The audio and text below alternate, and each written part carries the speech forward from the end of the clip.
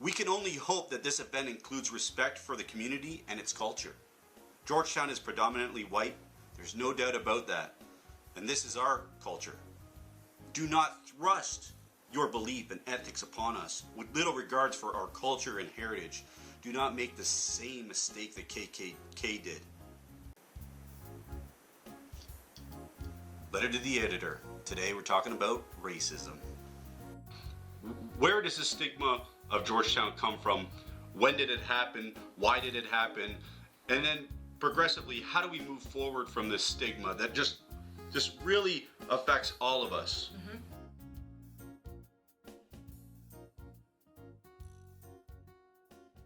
So I guess we have to start with where it started. Where does it start? From. Yeah.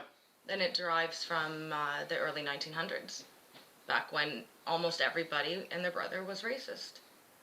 Right. The KKK used to meet in Georgetown. We were known as the home of the KKK, apparently. This is all hearsay from grandmothers talking to their grandchildren and things like that, right. This has come out. So we don't know if it's true or not. Right. They may have. We don't really know. But back then it was normal to be racist. It was the social norm. Well, it comes down from generation to generation. Mm-hmm. They were raised to be racist. That's what they believed. When we're talking about the timeline, what we're actually talking about is from the 1930s up to the 1950s, so after Basically, the war. After the Second World War is when racism began to decline.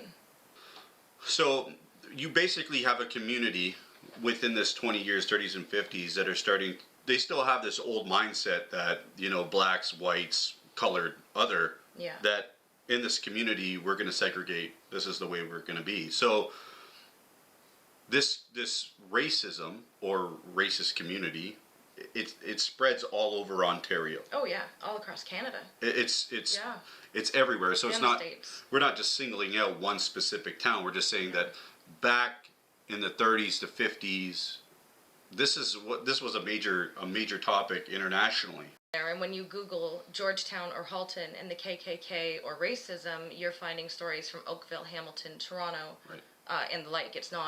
None of them happened here in Georgetown. If for some reason everything just got grouped together and put on us. Right. So we have you have a community that's growing after the war, and you're having these white supremacy meetings that happen all over small towns. What happens in Georgetown? Like what really? I think what carried that stigma over was the creation of the Georgetown District High School flag in the 60s, because it resembled the Confederate flag, which originally was meant to be a flag of rebellion. It ended up representing racism and slavery, and when the kids at Georgetown District High School at the time in the 60s created that flag, they had meant to make it about rebellion and being rebels, not about racism. It never even came up. So in 1962, there was a design of the flag. 62, the Georgetown High School introduces the Confederacy flag. Well, this flag that's used as rebellious, to be the Georgetown rebels, okay. And it had nothing to do with racism. So not intentionally. Not intentionally. So just a little quick, in 1974, Halton. So we're talking Halton region. Halton region is born in 74, basically. So that we take in Georgetown, Acton, all the hamlets. And I think that's how we took on all those stories from what happened in Oakville back in the 30s, 40s, and 50s. That I think because we're grouped now as Halton, and you're Googling that, those stories come up, and it seems like it happened here because of Halton and all of us grouped together. So in the 60s, this flag is born. This flag isn't born. It's not used in intention to have any racial meaning to it, and it's not for a certain amount of years. We're talking the late 60s into the 80s. Yeah. And then, so what happens in the 1980s? In the 80s, a student felt that it was racist or representing racism, and he spoke out against it. And that's when they got rid of that flag. They kept the rebel name, but they got rid of the flag. So in the 80s, the student takes it upon himself and says, this flag's just not right. Yeah. Like it doesn't mean being rebellious. It actually means because of the war in the States, that Confederate flag took on the label of being racist. Right, and there's a big discussion about that even online today about it. But we're not here to discuss whether the Confederacy flag was racist or not. We're just saying, giving you a timeline that in the 1980s, right, one student took it upon himself and said, you know what, this is not correct. And then the high school decided, hey, we're going to remove this flag, and they created a new logo. So within that time period, the 80s becomes a very interesting mark for Georgetown when it comes to racist community, which is kind of the biggest, darkest cloud that's ever been known in Georgetown. It's not a good warm story. No, it's a dark cloud that's been around since the 60s, now the 70s, now we get into the 80s. Here it is. So instead of everybody has stories, they say they heard about X, they heard about Y, this is what happened. Let's talk about what actually happened in Georgetown. So let's get into the timeline of what actually happened. So we get into the 80s. Katie, tell us, what happened? Sorry, in the 80s there was one situation where one individual burned a cross in his front yard, claiming that racism was his religion. So it's... That was in 89. One person. One person. So this in 89 makes headlines and in the news.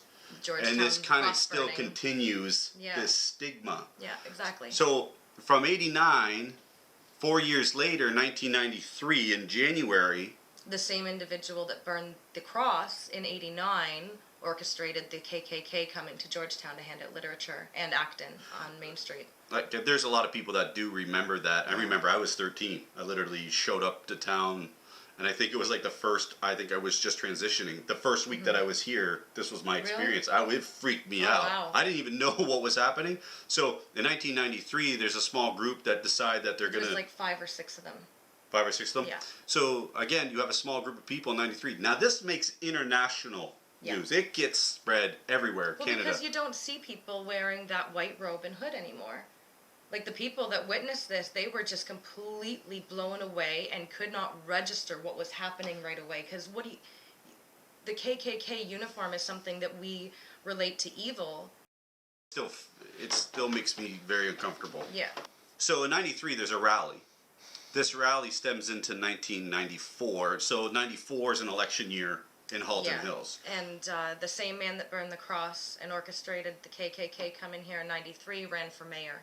And he ran a racist platform, saying that we were a white community. And that was his campaign at the time? Yeah. Okay, and this also made the news, correct?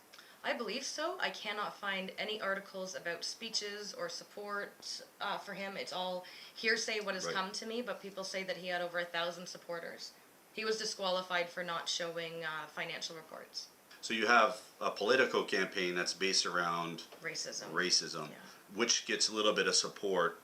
So then 2 years later, there's a shopkeeper that's brutally assaulted and beaten. Yeah, by the same man that burned the cross, the same man that invited the KKK here in 93, the same man that ran for mayor using a racist platform, beat up a shopkeeper on Main Street. Witnesses said it was like something out of a horror movie. It was terrifying to watch. And one woman, she got in between them and broke it up. And he was arrested, charged, and convicted.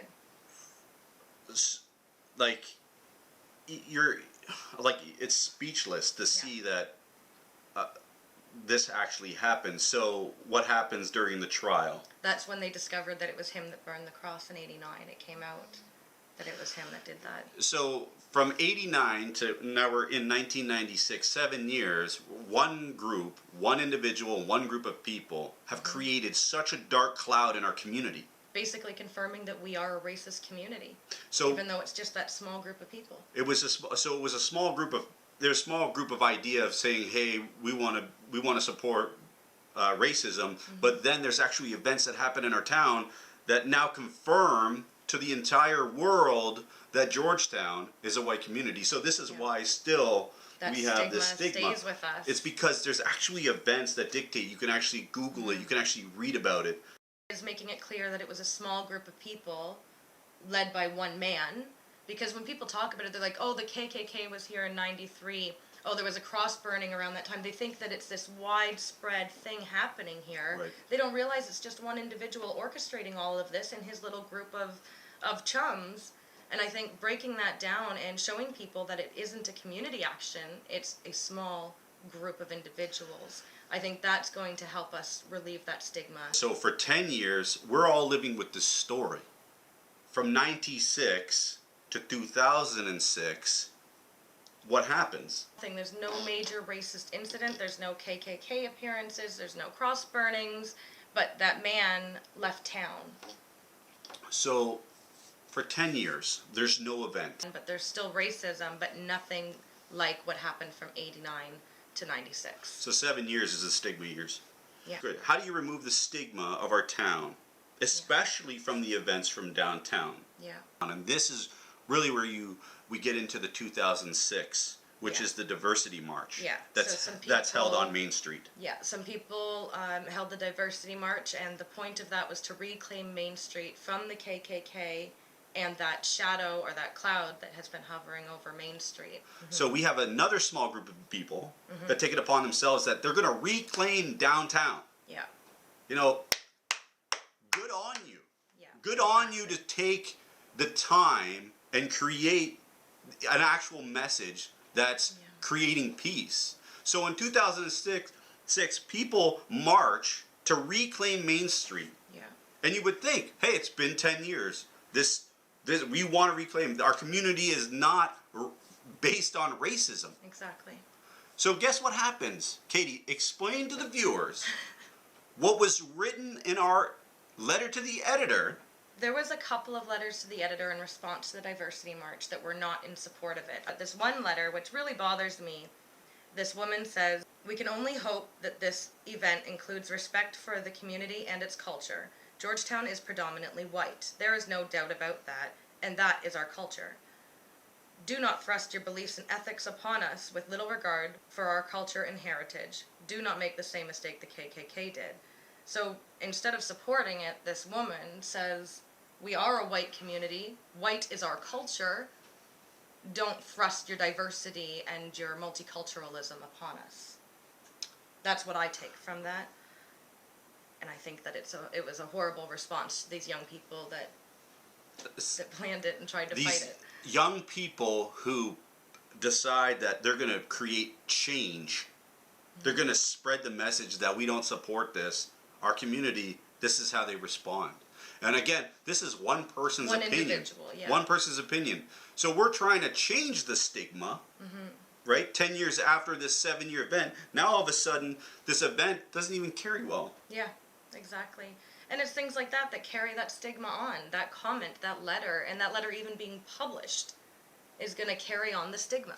It should never have been published. Because people like that shouldn't be representing us. That's correct. So even after the 2006 Diversity March, you would hope that the stigma would start to dissipate. Yeah. Like, that is such a huge event, but it's not even received. So now, even 10 years after that, it's still like this dark cloud that hovers over Georgetown. And it's been 20 years since a major event by any extremist in Georgetown or Acton or anywhere in Halton Hills. It's been 20 years, and we still have this label of being racist. So it's 2016, and we haven't even had an event. No. We probably had individuals who have acted. Minor, yeah, like the downtown with the chalk somebody wrote. This was during the election, of course, so they had Trump and KKK written in chalk over the big mural downtown, and that sat there for like a week. Right. Nobody washed it off. I went down after I was alerted about it, but was told somebody will clean it up, so I didn't go. I went down 5 days later. It was still there, so I went and I got a bucket and I cleaned it up, but it should never have sat there for that long, almost a week. It should never have been there that long, and this is where we need to start stepping in and making a difference. Yes. Can't just leave racism, whether it's something spoken or something drawn.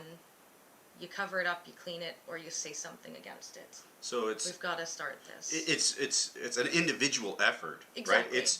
It's Katie and I going through the timeline of what's actually happened and educating people. And so I always go to, how do we as individuals stop racism in our own backyard? If we want to change the stigma, Yep. we as a community, individually, we're responsible for our own actions. Start standing up against racism, start doing something about it, then we can start to end this stigma. That's correct.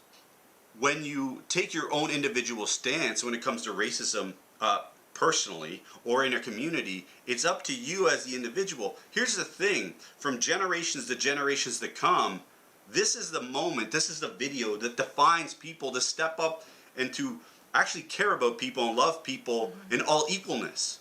So if you want to have change in your own community, it's up to you to make the change.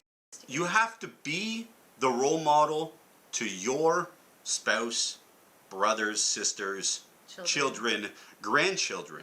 Community.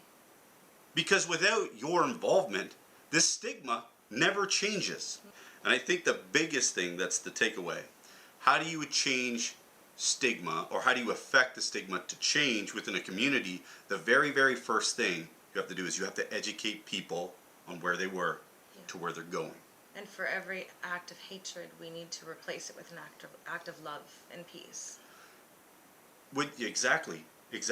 When you have a clear understanding of how a 7-year window, a small group of people can create such a dark cloud in our community, imagine what happens when you have 55,000 plus people. Yeah. Start to spread one act of kindness, start to spread one love. You know that basically one person and a small group of followers is responsible for our stigma. So it's going to take a small group of people to change the stigma. Yeah. Not only us, it's also you. Yeah. Next, people taking responsibility for their own behavior, which we talked about a little bit. You said small group of people. Again, a big thing. So let's talk about, if you're going to take behavior. Katie has a pretty amazing story, and I'm not trying to blow her up. Like this is like oh my, Katie, you're the greatest. This is just one individual story that it's a good example It's a of great what example. we can do as an individual to cover up that hatred. And so this past summer, somebody graffitied a family's fence with swastikas and penises, and it was very hurtful to the family. They were upset. They were scared. They didn't feel safe in their own home because this was an obvious act of hate. Yeah. Never mind the original meaning of a swastika. It's not known as a peaceful symbol nowadays. So my friend Julie and I asked the family if we could re-graffiti their fence because they were going to be taking it down anyway, and we went over and with our children, we painted a peace tree. Right. It had peace signs and hearts and everything, and we covered up these swastikas. So we took that hateful graffiti and we replaced it with peace and love, and that's exactly what we need to do.